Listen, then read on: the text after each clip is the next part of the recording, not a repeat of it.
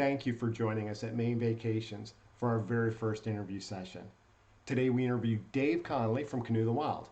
I promise if you are thinking about a wilderness adventure trip in 2021 or 2022, you are not going to want to miss this interview.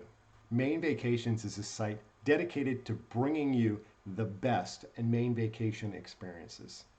If you are a business that delivers experience to the Maine tourism industry, then we have a special message for you at the very end of the interview today. So please do not miss it. But now, let's get on with the interview with David Conley from Canoe the Wild. I want to welcome Dave Conley to our very first interview at mainvacations.com. I'm super excited about this. We want to focus at Maine Vacations on specifically the kinds of activities that can lead somebody to a vacation experience. And Dave, you and I have talked about this quite a bit, and vacation experiences are right up your alley. You are a registered Maine guide. You have led I think as we were talking the other day, probably close to 300 trips. That's an amazing achievement. You lead an outdoor education program at a local school. You're highly involved in the community. You're a wildlife photographer. You are an article writer for Old Town Canoes, which is in itself an amazing achievement. You are the business owner of Canoe the Wild, and you are the all-around lover of all things in the woods. So I welcome you. Thank you so much for being here. I appreciate it.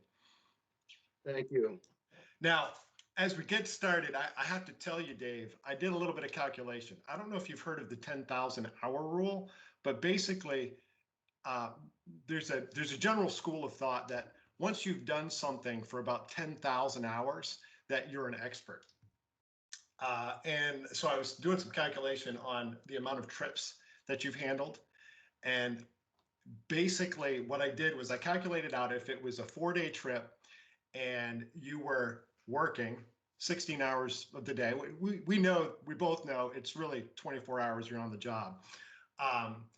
Plus 8 hours or 2 8-hour days just prepping for a trip. It's probably more than that. So I'm just coming up with some conservative numbers, not including any time that you've spent in outdoor education, teaching, and those sorts of things. That easily puts you over the 25,000 hour mark. So I'm pleased to have a super expert, probably what you would call a master here on our recording today. Tell us a little bit about Canoe the Wild and what you do.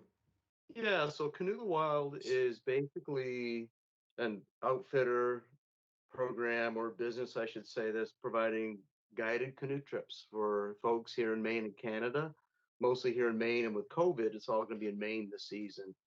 So basically, what we offer is all the equipment. Someone comes in, we outfit it, and we provide this experience. It could be a day trip, it could be a 3-day trip on the St. Croix, a 5 to 7-day trip on the Allagash. So we're an outfitter that just takes all the stress out of planning and preparing and going on these canoeing adventures. You've been doing this for such a long time, and you've got some skills that are really ingrained into what you do. Can you tell us a little bit, like not on the skill side of things, but you've probably honed in some very specific goals and things that you have for people as you lead trips. You're really hoping to give them that experience, but like, how do you tie that into the goals of what you do at Canoe the Wild? Yeah, well, when people sign up, they want it to be something that's kind of carefree from their perspective. So we take care of all the planning. We know the canoe routes we're going to bring them on. We provide all the equipment. All people need is what's on their packing list and the sleeping bags and clothing and sleeping bag. So it's kind of like a turnkey opportunity to get this multi-day experience. And just from a guide's perspective, we're looking out for the safety, the well-being, the comfort of our canoe guests. So we want them to enjoy that outdoor experience, but they want to be felt like they're being taken care of with the safety. So every trip we have a pre-river safety orientation. We go over the what ifs. And it's interesting because some people that haven't been on the river before, maybe they have a fear of moving water or whatever. And for some people, maybe it's they don't know how to swim, but it's kind of ironic. They're in a vehicle that goes 60, 70 miles an hour getting to the meeting place for the trip. And then we get on the river and they're really tense, maybe about a class 1 or 2 rapid that moves 5 or 6 miles an hour. The waters, I tell people, look, hey, you got a proper life jacket. It's not about swimming, it's about being a good floater. Water's soft, and you're moving about 5 or 6 miles an hour. So if you end up in the river, which rarely happens, it's not a big deal. It's all part of the sport. Actually, canoeing is one of the safer aspects of our trips when we're actually on the water versus the campsite or whatnot. There's obviously a passion that has driven you for this, because most people don't spend 30,000 hours of their life pouring into something that isn't like rewarding them in some way. How does what you get out of this connect with your passion? Well, first of all, if you're doing something that you love to do, and there's an old saying, if you find what you love to do, you'll never work a day in your life. Don't get me wrong, guiding, all the planning, everything that goes into a trip, it's work. But I always have the saying, once we load up and get to the destination, and once we go through orientation and we're finally going down the river, I feel like, I'm home. I can really relax. And that's my sweet spot, so to speak. That's when I'm most comfortable moving down the river. But I'm just passionate about the outdoors. People just thrive out there, and it's just a place where it's just for me it's home. I love nature. It's just a great place to unwind. Love everything about it. What reasons would somebody have to add a 3 to 5 day wilderness experience to their Maine summer vacation? So we have families that will plan a trip to Maine. They might come up for 2 weeks or 10 days, and I'll get a phone call or a message, whatnot. They want to add this experience to their time in Maine. And I already know up front that when they look back, this will probably be their most valuable part of their time in Maine. And I think the reason why, it's because you're not just like riding around, like looking at something. I have a saying, you're doing instead of viewing. And when it comes to young people, it's amazing. Even with the outdoor program at East Grand School, where I teach part time, it's the same on the river. You get young people out there, they're just so captivated with being outdoors, catching a frog, paddling, swimming, fishing, helping with the campfire, helping with the meal, watching that moose run across the river in front of them. So it's just so experiential in nature. And more times than not, the feedback I get is that their time in Maine, the highlight was their 3-day St. Croix or their 5-day Allagash trip, because it's just so unique and so experiential in nature. Are there going to be particular trips that are going to have maybe a higher or lower chance of seeing anything in particular? Can you maybe give some examples of that? So our Allagash trip is our #1 trip for seeing moose. The West Branch would be a close second, West Branch to the Penobscot. So I don't want to use the word guarantee, but it's almost a guarantee we're going to see moose on an Allagash trip. Last summer, I had Jeremy Grant, who did a tremendous video. He's got a business called the Timber Cross. We saw 23 moose on that trip, but I can remember camping probably the second evening on the trip. We spotted a cow and a calf across from the campsite in a marsh. So we paddled up and we intersected the cow and the calf that entered the river to feed. They feed on the aquatic vegetation in the river. And for half hour to 45 minutes, we were able to film and take pictures of this cow and calf. And it was just amazing. They relaxed. They were okay with us being there. But that was really a wow moment. And during that process, the calf came over to the mother and actually started to take the milk, feed with the mother. And it was like 30 yards beside us. It was just amazing. And Oh, wow. that's in the video. And also last summer on a trip I had, Tammy Matula is one of our guides, and we team teach at East Grand School, the outdoor ed program. So she had her nephew, Olin, on a trip, and from southern Maine, and he'd never seen a moose. So we paddled up, And again, the best time to see moose is first light and last light. But we paddled up probably a quarter mile from the campsite, and I was able to bring him within 25, 30 yards of a cow and a calf right there. And we spent 10 or 15 minutes taking pictures, and Oh, it was one of those wow moments. And that's often what happens. And if people are intentional about seeing moose, they want to get up at first light or last light, take a little paddle, or perhaps right across from the campsite. That's a highlight of an Allagash trip. The other thing that we're seeing a lot more, the bald eagle population has really exploded. It used to be we'd see maybe 3 or 4 bald eagles on a week-long trip on the Allagash. Now it's not uncommon to see 20. The wow. St. Croix River is also a great river for seeing bird life, eagles. On occasion, we'll see moose down there. It's not such a guarantee as, say, the Allagash could be. We see huge turtles, very big turtles on the Allagash, and the kids are just awestruck by that. Um, but our Allagash trip is definitely the number one trip for seeing moose, the St. Croix, a lot of bird life, bald eagles, otters, beaver, that type of thing. And that's kind of that's the two main things we see is the eagles You and mentioned moose. Jeremy Grant. I actually got to speak with him yesterday. Man, he's just a super nice guy. And a little plug for anybody who's interested in looking at his videos. And he's got a video for you, Dave, on your it's on your website, right? Um, Yes. I'm going to share. I'm going to share my screen. This is your website. We'll kind of take a detour from some questions here and just kind of look at your website for a minute. Can you see it? Did it pop up on your screen? Yes. So this is Canoe the Wild website. Oh, here it is right here, right? Uh, Yes. Amazing video. If you're watching this and you've never heard of Jeremy T. Grant or his channel on YouTube, The Timber Cross, you've really got to check it out. He's got some just phenomenal footage. He really takes his time and just it's just fantastic work. But he's got a video here. You can watch it right on canoethewild.com. You can also look him up on YouTube. Navigate us a little bit through, and but you've got some stunning pictures on your. I mean, look at this right here. I mean, it's just you've got some really great photography work on your website. Is this a lot of this photography work? Is this just basically you, other than the video from Jeremy Grant? Yes. It's the photography is a passion. I really enjoy doing it, but it's also there's a business aspect to it as well. Um, First of all, people need to find you, so you need to be found on the web. Someone's looking for Maine vacations or a Maine canoe trip. It's important that your website comes up for people to find you. But I've always said when people find you, they got to like what they see. So I take a lot of pictures. I really enjoy it, and there's also just a real enjoyment with it.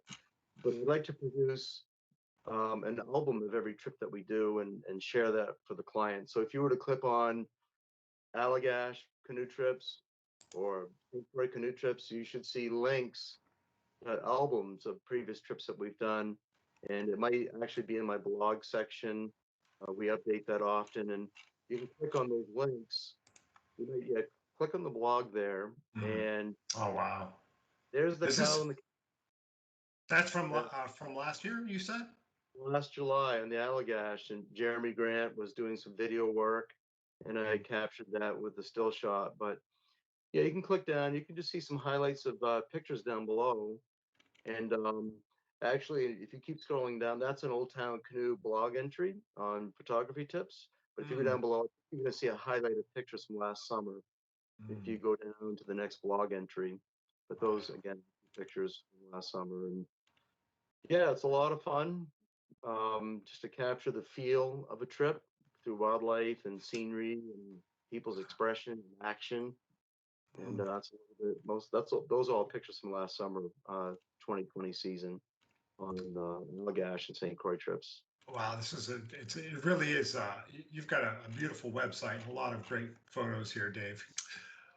Tell us a little bit. You already kind of said, trip preparation is really for the participant is really kept at a minimum. Can you expand on that a little bit? Yeah, so from the very beginning, once they land on the site, they can dig in and just get the information they need about the experience they're looking at. So they can kind of scroll around and click around and get that information. But one thing we've done too is we've made it very user friendly. So everything can be done online now. The top right of any of my web pages and click on book a trip. And you can do an online application, the online release form. You can make credit card payment online. So the days of having to download that piece of paper, fill it out, write a check, put it in the mail, people really appreciate just going online and just taking care of it right there. So the application process has really been streamlined. But what we do, once we confirm a trip, we'll send a detailed letter, and it's going to give driving directions, meeting place and time. Um, it's going to give a detailed packing list. Here's what you need to bring on the trip for clothing, your sleeping bag. Here's what we're providing. And again, we're going to provide all the necessary equipment, the food, the transportation. Like on the Allagash, we're going to transport you in most often from Ashland. You park your vehicle, we take you in, do some orientation, we do the experience, and at the end of the trip, we bring you back to your vehicle. It's really turnkey. We've made it that easy, and people just appreciate. Uh, they don't have to do all the legwork and try to figure it out. For a lot of people, it's a mystery. That Allagash trip up in northern Maine. How do I go do that? Well, we take the mystery out of it and just make it very user friendly to sign up and participate. Now, I know that you serve great meals on your trips. Can you give some examples of um, like what the meal kind of, what meals typically look like? Breakfast, lunch, Yeah, supper? we can eat what I call real food. We serve local raised ribeyes or fillets. 100 pounds of sockeye, wild caught sockeye came in this week, vacuum sealed in the freezer. So every trip, usually night one, we're serving wild caught sockeye. We do a lot of salads and fruits and vegetables. We do a spaghetti with a homemade sauce. Lunches are on the fly. It might cold cuts and cheese and vegetables and fruit. Um, we make it just the food is really good. It's what I call real food, and it's good food. Do people need to be concerned if, they have kids that have a peanut allergy? Yeah, we'll get families, and that will be the case. And I'll ask them, how severe it is, and if it's something where they've got to bring an EpiPen, they have a real like a anaphylaxis response, respiratory issue, then we'll really pay attention to the diet, and we'll work with them on that. Um, but that's obviously something we need to know, and obviously people that are signing up are going to really reveal that because it's a real safety issue. Take us behind the scenes a little bit, like how the safety aspects um, come into play with you and how you prepare your team of people that might be leading a trip. Okay, so when it comes to safety, um, the time of year, is it a spring trip or late fall? Is it three season camping? Do we have to be worried about cold water, cold air temps? But some of the bigger issues we're concerned about is people's taking care of their feet, someone having footwear for the river that doesn't have good tread, so slipping and falling. We're concerned about too much exposure to the sun. And a lot of this is preventative, taking care of your feet, uh, river shoes that aren't open-toed sandals, so you can take, for swimming, or if you're in the water, if your canoe falls in, whatever. So taking care of your feet, if you're fair skinned, not being too much exposure to the sun. Hydration is a huge one. These are preventative things, hydrate, take care of your feet, be mindful of the sun. Those are the biggest things we look for. I'm more concerned about the campsite. I'm thinking about, okay, people with boiling water, people using an axe, that type of thing, maybe a fishing hook. The thing that I'm least concerned about, although we're on top of it, is actually whitewater. One of the safest things we do is we're going down the river. Everyone's got a proper fitting life jacket. Um, we just have a really good protocols for running rapids and whatnot. And a lot of our trips, like the Allagash, you have Chase Stream Rapids, class 1, 2, borderline 3. We take first timers down there all the time. The St. Croix is an easy, lively water class 1, optional class 2 at Little Falls. Some people do it. Most people do it from opt out. So those are some of the things we look at. We look at the time of year. A lot of it's just prevention. Letting people know, okay, this is what we need to do to be safe. Take care of your feet, hydrate, be mindful of the sun, and be careful around the campsite. Those are the big issues right there. Mm-hmm. Do people need to bring Should people bring some form of communication, or how do you handle like the communication on the back end? What would you do in case of an emergency? I guess that's my question. So every trip we know we have a contingency plan, and we at any given point where the nearest exit point would be. Now the Allagash is maintained by rangers, so we know where they're stationed along the way. But we carry a Garmin InReach, which is a communicator off a satellite. We can text Mhm. and email. We'll have key important contacts in there with uh, park rangers or the Maine Warden Service or whatnot, our shuttle folks that do transport. We carry a satellite phone, so we have a backup. We got the satellite phone Wow. and the Okay. trip. So they go out there. So we have a way to communicate if need be um, with the outside world if there's an issue that arises. From sunrise to sunset, kind of what would a typical day be like? Yes, you mentioned earlier that probably we would do 16-hour days, and that's pretty close. We're up, the cooks are usually up, or the guide slash cook is up 5:30, 6 o'clock. We get the fire going. If there's folks that want an opportunity to see moose, they're typically up at daybreak quietly, and they might take a paddle or whatnot and look for moose, that type of thing. Mhm. So we're up first light, taking advantage of that part of the day.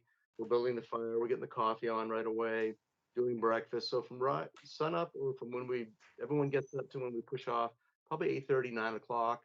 It's probably 2.5, 3 hours or so from rising up, doing breakfast, breaking camp, and pushing off in the canoes downriver. So say we push off 8:30, 9 o'clock. We're gonna probably paddle till 1:32, maybe a little later. We'll take breaks in there. Maybe we're gonna get spring water along the way. We're gonna do a shore lunch along the way. Maybe it's photography opportunities along the way.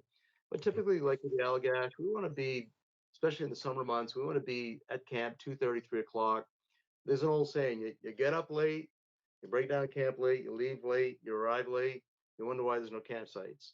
Mm. So the Allagash, it's really good to get up early, get things done early, move early, so you have more options for campsites, and then you get to enjoy some of the afternoon. We really canoe trips are not our trips are not a marathon. It's not just getting to point A to point B, and we probably would paddle 4 to 6 hours a day because part of the whole time is enjoying some time in camp. We get into camp, folks set up their tents. We get the community gear taken care of, firewood collected. People just enjoy some downtime to swim, to fish, maybe to sit back in a folding chair and just relax and just take it all in. For somebody who's a shutterbug, they're going to want to go take some pictures. Do you have any recommendations for that kind of person? Like, they're going to be able to take pictures basically at any point during the day? Is it, only basically in the Yeah, afternoons, or? yeah. If someone's really into photography, I recommend a Pelican case over a river bag. And the main reason is, well, we're underway. If you're looking to capture wildlife, you want to be able to access that really quickly. Right. And my Pelican case lives right in front of me in my canoe. And I already have some presets on my zoom camera. So I could be into that camera case in just seconds. Mm. That's a bald eagle jumping out of a tree, or a moose that we just rounded the corner. There's a moose in the river. So access to the equipment is important. Um, but for those that are really into photography, we have a workshop this summer with Down East Magazine. We're working with Down East on this photo workshop. In 2022, we're going to offer two 5-day Down East photo workshops. We're tentatively on the schedule for that. And then Juan Pons he's a high-end landscape and wildlife photographer. He's taking part in a trip this summer with some family members, but we already have his schedule for 2022, Oh, wow. another 5-day experience with Juan Pons. And if you visit Juan Pons' website and look at his work, if you look at Ben Williamson with Down East Magazine and look at his work, these these photographers will be on these trips. You can sign up and you can have quality time with these professional photographers on these trips. So there's that option. But I work with folks on the trip too if they want to learn more about photography. It's gonna be limited by what they bring and whatnot. But bring your good equipment, have it waterproof so you're not gonna get it wet and jeopardize it. But I really like the Pelican cases for in and out really quick if you need to get to your camera for Mm. that level. you've talked about various trips that this summer are kind of like already booked. Do you actually still have some openings? We do. We've got a August trip, 5-day trip, August 22nd to the 26th. It's an adult only trip. We offer some of those because that's just a nice fit for some people. They don't want to go with the families of the younger kids and whatnot. So we have that 5-day trip, August 22nd to the 26th. We have, I think there's a late July trip that has room for two. And I think there's one or two other Allagash trips that have room for one. So out of our 15 Allagash trips, are really full this summer, but there's a little bit of openings there for those that want to jump on last minute and take advantage of 2021. When those are gone, you're going to be booked for 21. We're going You're to not going to add any more trips. At this point, we're not. We might do a custom trip or two only as equipment and guide availability allows us to. And for families with younger kids, if you've got kids that are 7, 8, 9, 10, we've got some 3-day and 4-day St. Croix trips. There's a father young son trip on the Croix. It's a 4-day trip. We've got room, I think, for 2 or 4 on that. We have a 3-day St. Croix that's for families. There's already families signed up with kids that are like 7, 8, 9 years old. So there's room to jump on that and take part in that as well. Okay. You're booking 22 now. Yes. Yeah. Yeah, we got 2 trips that are full.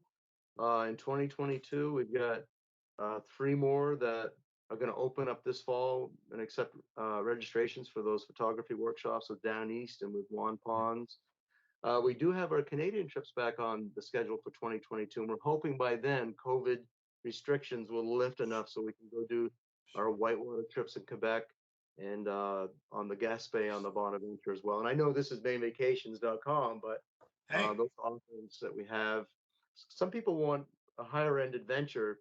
So 10 or 11 days on the Northeast Mississippi River above Quebec City, or 7 days on the Bonaventure, really lends itself to that.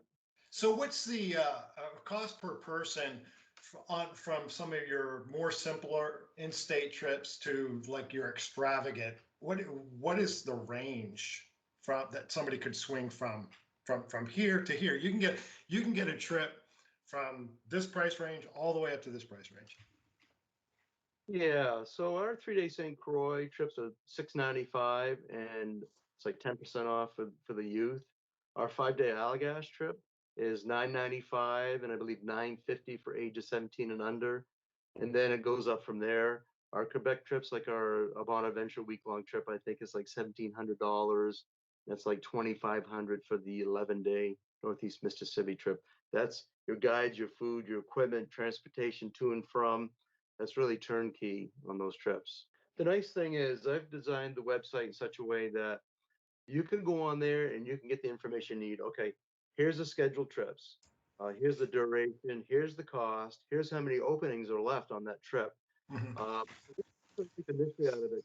Folks like to explore around and find out about an experience before they reach out.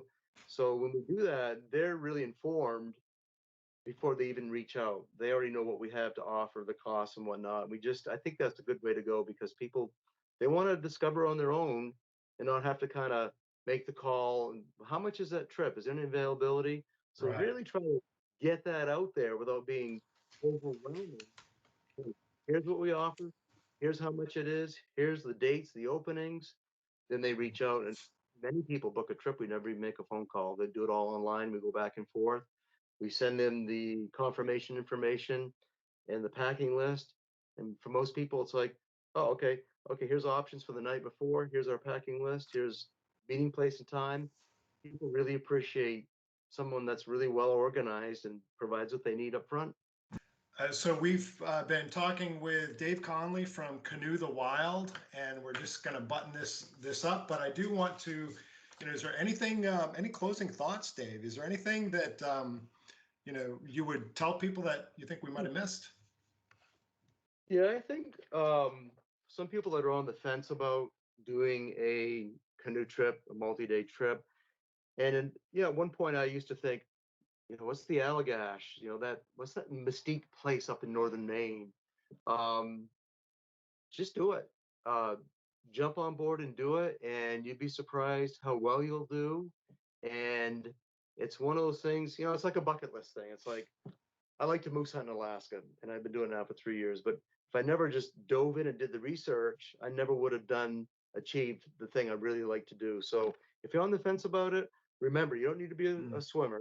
You're a good floater with a proper fitting PFD. You don't have to be an athlete to take part. We're going to take the mystery out of it. You're going to have an awesome time. We're going to take good care of you. The guides are friendly and very skillful. And I think I've never heard anyone say, "Oh, I wish that trip had been shorter." It's always, "Oh, I wish it was a few days longer." I can think of a family a few years ago. They had two young kids. They did a 3-day Croy, Right. and we got down to Loon Bay. And this is the feedback I got from the parents later on. Both the kids looked at the parents and said, "Is that it? We're done?" It's Oh, like for like 2 years, 2, 3 years in a row since doing bigger, longer trips. oh, nice. The kids just soaked it up. They loved it.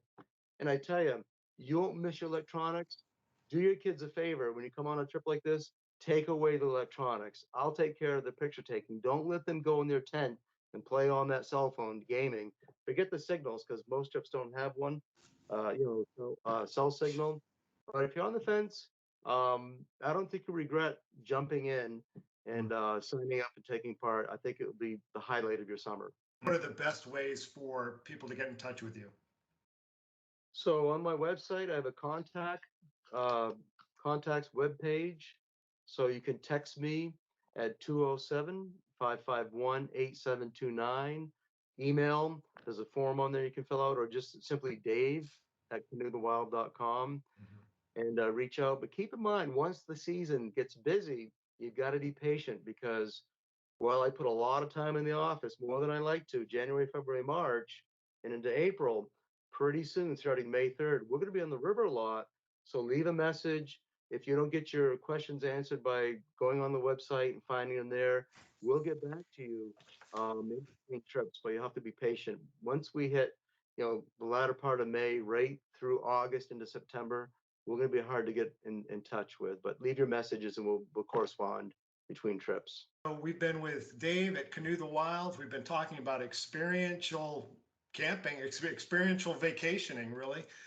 And at mainvacations.com, we're really focused on giving people options for the experience that Maine has to offer.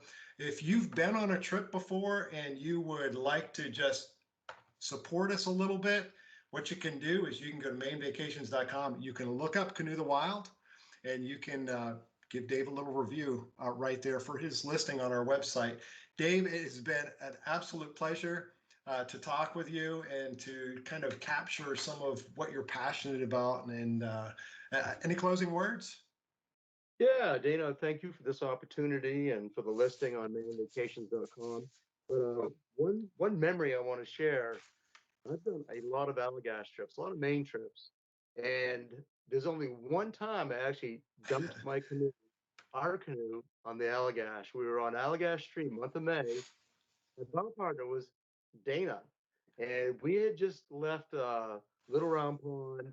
We did this little challenging S turn, then we straightened out, and there was a ledge drop. Now, of course, I'm standing up with a pole, and we went over this thing. We caught it just wrong. We both went in that spring cold water. So, my my one of my memories with you, Dana, is swimming on not by design, but by swimming not by choice, but um, over that ledge drop on Allagash Stream many, many years ago. And I think if I remember right, I think my words were, "Oh, oh, it's cold, it's cold." And probably my response was probably the same, but like you get back out, you get your gear taken care of, get the water out, put the canoe, and you keep on going, and that's what life's all about. It's not the end; it's just an opportunity to experience something and just move on from there. I want to thank you so very much for taking the time to watch this interview with Canoe the Wild. Please be sure to check out mainvacations.com. Yes, the site is a little raw, but please be patient as we add more articles, more blog entries, and more business listings all the time. So please check back often. Now, as promised, I have a special offer for those of you who offer experience oriented vacationing. Just realize we are new. Why did we start the Maine Vacations website? We want to be a servant to all of you who help the Maine tourism industry and help the Maine economy. We want to do whatever we can to help Maine tourism and specifically Maine vacation experiences be at the top of every search engine. We want your business to grow and flourish. As we grow in content, there is one huge void we are trying to fill. That is getting your vacation experience listed on mainevacations.com. If you are in the business of delivering experience-oriented vacationing, then we have a very special discount just for you. If you go to mainevacations.com and click on List with Us in the top right corner, scroll all the way down the page, there is a form to fill out that says, "Tell me more." We would love to start a conversation with your business. There is no high pressure sales pitch. We simply want to offer you an incredible discount. This discount is a way for us to say thank you for helping the Maine economy and for everything that you do. So thank you very much and have a great day.